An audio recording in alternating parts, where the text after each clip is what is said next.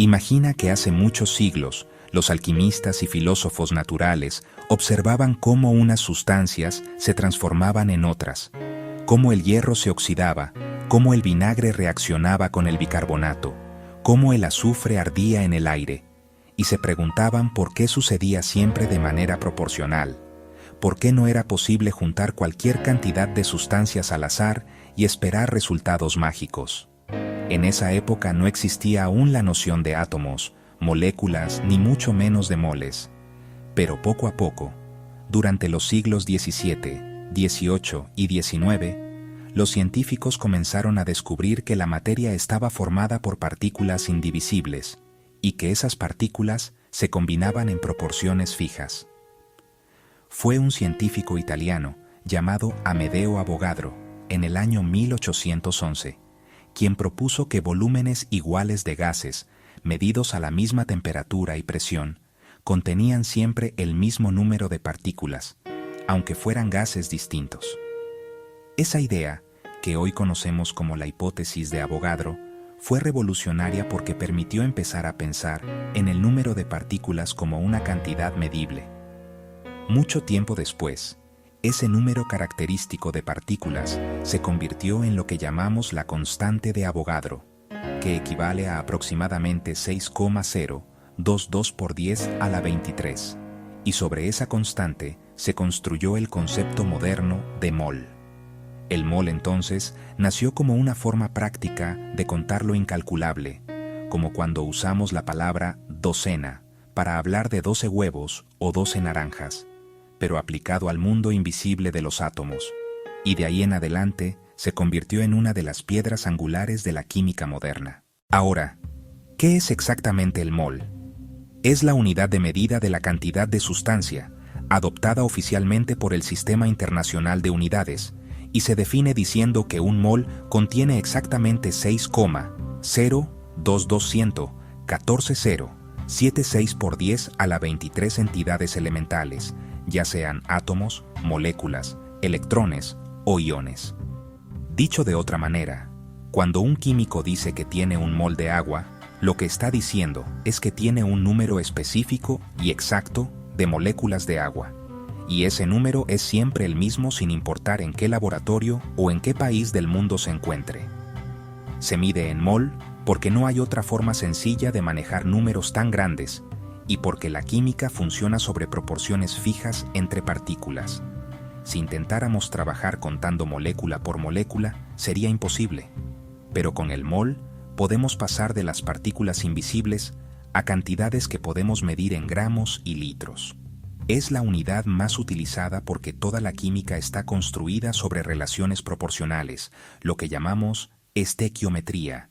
Si una reacción química dice que dos átomos de hidrógeno se combinan con uno de oxígeno para formar agua, esa proporción es siempre 2:1, y gracias al mol, podemos traducirlo a 2 moles de hidrógeno, se combinan con 1 mol de oxígeno para formar 2 moles de agua, lo que se puede convertir en gramos reales y cantidades de laboratorio.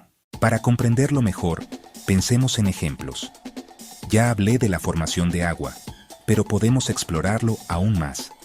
La masa molar del agua es 18 gramos por mol, así que si en un vaso tienes exactamente 18 gramos de agua, puedes afirmar que en ese vaso hay 1 mol de moléculas de agua, es decir, 6,022 por 10 a la 23 moléculas. Si en lugar de 18 gramos tuvieras 36 gramos, tendrías 2 moles, y en esa pequeña cantidad de agua habría más moléculas de las que estrellas hay en todo el universo observable. Y todo gracias a que usamos el mol para traducir esas cantidades al mundo real. Otro ejemplo clásico es la combustión del metano, que es el gas de nuestras estufas. 1 mol de metano, que pesa aproximadamente 16 gramos, necesita 2 moles de oxígeno, que pesan 64 gramos, para producir 1 mol de dióxido de carbono, de 44 gramos, y 2 moles de agua, de 36 gramos. Esto no depende de la suerte ni de la casualidad, sino de que la reacción está gobernada por relaciones exactas de partículas. Otro uso muy común del mol es en soluciones químicas. Supongamos que un científico quiere preparar una solución de cloruro de sodio para hacer un experimento. Sabe que la masa molar del cloruro de sodio es aproximadamente 58 gramos por mol. Si coloca esa cantidad en un litro de agua, habrá preparado una solución de concentración 1 molar, es decir, contiene 1 mol de partículas de sal en cada litro. Pero si lo que desea es una solución más diluida, por ejemplo de 0,1 molar, solo necesita disolver 5,8 gramos de sal en un litro. Así de simple y práctico es el mol para preparar soluciones exactas y repetibles en cualquier laboratorio. Un ejemplo industrial de gran importancia es el proceso Haber, con el cual se produce amoníaco, base de los fertilizantes que alimentan a gran parte del planeta. La ecuación nos dice que 1 mol de nitrógeno reacciona con 3 moles de hidrógeno para formar 2 moles de amoníaco. Si quieres obtener 2 moles de amoníaco, que equivalen a 34 gramos, necesitas exactamente 1 mol de nitrógeno, que son 28 gramos, y 3 moles de hidrógeno, que son 6 gramos. Ni más ni menos. Esta precisión es la que ha permitido que industrias gigantes produzcan millones de toneladas de amoníaco cada año, siempre cumpliendo la proporción perfecta. Ahora bien, los ejemplos no terminan ahí. Pensemos en el dióxido de carbono que exhalamos al respirar. Cada vez que tomamos aire y lo expulsamos, nuestro cuerpo convierte glucosa y oxígeno en dióxido de carbono y agua. Una molécula de glucosa, que es igual a C6H12O6, al reaccionar completamente con 6 moléculas de oxígeno, produce 6 moléculas de dióxido de carbono y 6 moléculas de agua. En términos de moles, eso significa que 1 mol de glucosa, que pesa 180 gramos, se transforma al respirar en 6 moles de dióxido de carbono, que pesan 264 gramos, y 6 moles de agua, que pesan 108 gramos.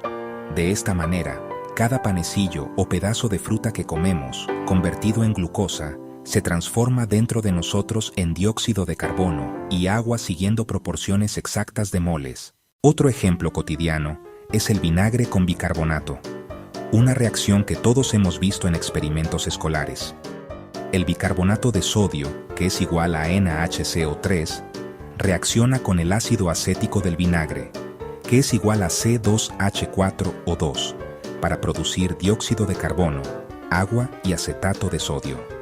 La reacción muestra que 1 mol de bicarbonato necesita 1 mol de ácido acético para producir 1 mol de dióxido de carbono y 1 mol de agua. Eso significa que si ponemos demasiado vinagre, no obtendremos más burbujas, porque el bicarbonato se acaba. Si ponemos demasiado bicarbonato, quedará sin reaccionar, porque no hay suficiente ácido para completarlo. Una vez más, el mol nos muestra cómo incluso las reacciones más simples siguen leyes exactas. Los gases también obedecen al mol. Existe una ley que dice que 1 mol de gas, en condiciones normales de presión y temperatura, ocupa siempre 22,4 litros. Esto significa que si tenemos un globo lleno de 22,4 litros de oxígeno, podemos afirmar que dentro de ese globo hay 1 mol de moléculas de oxígeno. Si en cambio el globo tiene 44,8 litros, contendrá 2 moles. Esta relación es tan precisa que permite a los químicos medir volúmenes y calcular directamente cuántos moles hay sin necesidad de pesar nada. Incluso en la medicina se usa el mol.